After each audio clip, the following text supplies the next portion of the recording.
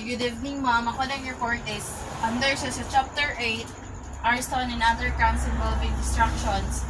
Article 320, Destructive Arson. The penalty of reclusion perpetua to death shall be imposed upon any person who shall burn. Ang number 1 is one or more buildings or edifices consequent to one single act of burning or as a result of simultaneous burnings or committed in several or different occasions. Ang usa kanang ma-appeal ka sa Article 320 na ang penalty is reclusion perpetua is kanang nagsunog kag building or one or more buildings na imong gisunog na mao na siya, appeal na siya sa 320. Ang number 2 is any building of public or private ownership devoted to the public in general or where people usually gather or congregate for a definite purpose such as but not limited to official government function or businesses. Private transaction, commerce, trade workshop, meetings and conferences are merely incidental to a definite purpose such as but not limited to hotels, motels, transient dwellings, public convenience or stops or terminals regardless of whether the offender had knowledge that there are persons in said buildings or edifices at the time it is set on fire and regardless also of whether the building is actually inhabited or not. Ang ikaduha is kuan kanang any buildings or private ownership na imong gisunog na gamitan bitog dira sila mag-meeting or dira sila gagathered. Ang dili lang siya maabot sa kanang sa examples is kanang mga hotel, motels or mga transient or mga dwellings na siya dapat dili lang siya maabot ana.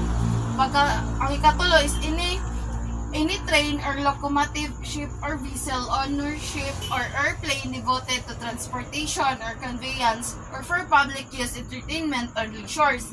Under po ay qualified po ka sa Article 320 or destructive arson is kanang mga imong gisunog is kanang train or kanang mga airplane kanang mga vessel or kanang mga sakyanan or ships kanang sa dagat na kanang ginagamit siya for transportation.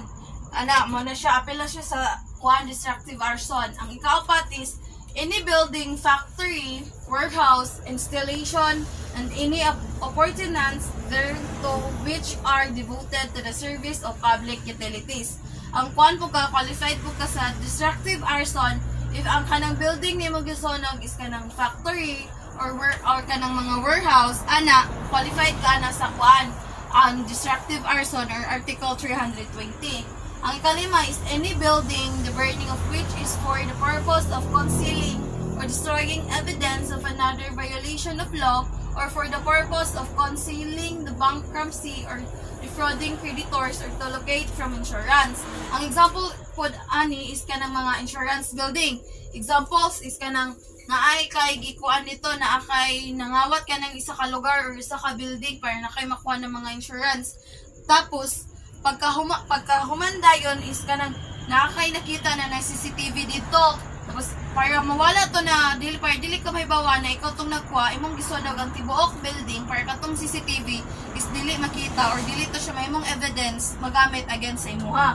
Mo na siya ang mga mga destructive arson. Tapos ang Article 321, other form of arson. Ang ang Article 321 is kanang mga ubang mga kaso na exempt sa destructive arson. Ang 322 cases of arson not included in the preceding articles. Ang pasabot sa pod sa 322 cases of arson not including in the preceding articles is kanang mga arson siya pero wala siya na involved aning Article 321. Ang Article 323, arson of property of small value. Ang example po naning arson of property of small value is kanang examples is kanang kanang abandon na ng mga property or kanang nasa na locate siya sa mga kanang nakita gani mo siya na balay na walay tawo, walay kapuyo, wala na small value gana siya, mo na siya na imong gisunog, mo na siya ang under sa Article 223. Ang Article 324 po is crime involving destruction.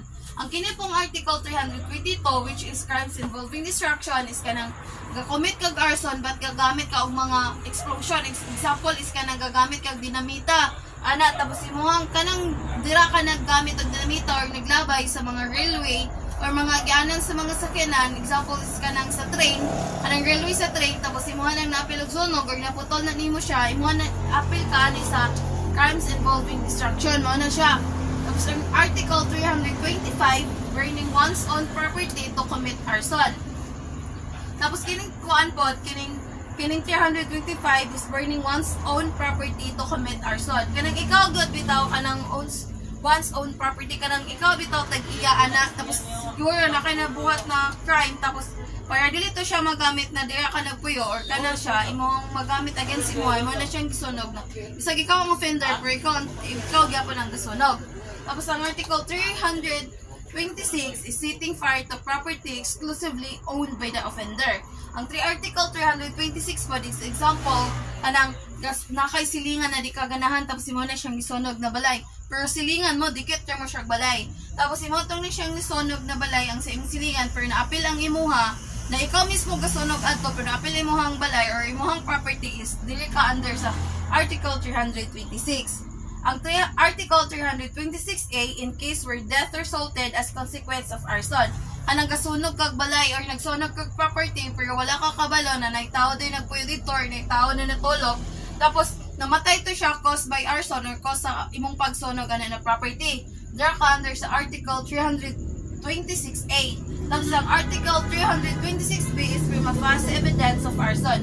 Ang prima facie evidence of arson po is kanang mga evidence na nakita mismo sa crime scene. Example is kanang pagsunog nimo ana na properties gagamit ka gasoline or kanang katong galon sa gasolina na bilin dito or lighter na nabilin dito tapos nagkuanto siya mo to yung evidence na nag-cause sa sunog sa ka property mo na siya gitawag og prima facie evidence of arson. Mao ra to ma'am.